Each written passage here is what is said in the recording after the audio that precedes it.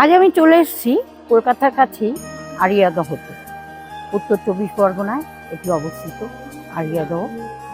তো কলকাতার খুব কাছাকাছি বলে অনেকেই কিন্তু এখানে ঘুরতে আসে, বসে থাকে।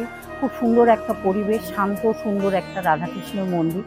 সবথেকে বড় কথা, এখানে বৃন্দাবনের মতো মন্দিরটি একদম সাজানো।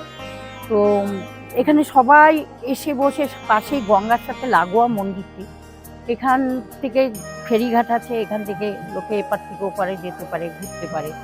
আর সন্ধ্যাবেলা যখন এখানে আলো জ্বলে ওঠে, একটা ঝলমলে একটা নতুন দৃশ্য, মানে সুন্দর একটা দৃশ্য ফুটে ওঠে। আর রাসে, জন্মাষ্টমীতে এখানে প্রচণ্ড ভিড়।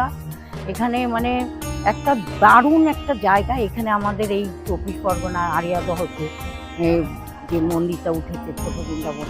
আর এটার অ্যাড্রেসটা হলো প্রপার হলো ডাকনেশ্বর আর ব্যারাকপুরের দিকে, কলকাতার কাছে। আর কলকাতার কাছে বলে সবাই এখানে আসে, খুব সুবিধা, মানে আসা যাওয়ার দিকে কোনো রকম অসুবিধা হবে না।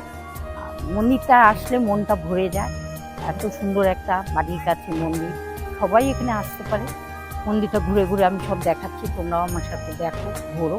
আসতে চাইলে যদি মনে করো সকালে আসবে, তাহলে সকাল 6টা থেকে 12টা অবধি খোলা আছে। আর এদিকে বিকেলে 4টে থেকে 8:30 অবধি খোলা। এর মধ্যে তোমরা যখন আসতে চাও আসো। সব থেকে বিকেলে আসলে এখানে যে লাইটগুলো জ্বলে ওঠে, একটা ঝলমলে একটা সুন্দর দৃশ্য ফুটে ওঠে, এটা কিন্তু মনটাকে খুব টেনে নেয়, মনের মধ্যে খুব একটা ভালো লাগার সৃষ্টি হয়।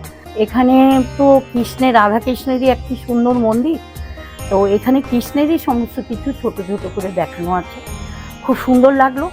যারা এখনো আসোনি, যারা এখানে এখনো ভিজিট করোনি, চলে আসতে পারো সকাল 6টা থেকে দুপুর 12টা, আর বিকেল 4টে থেকে রাত্রি 8:30। এখানে খুব সুন্দর একটা জায়গা, আসো, সবারই ভালো লাগে।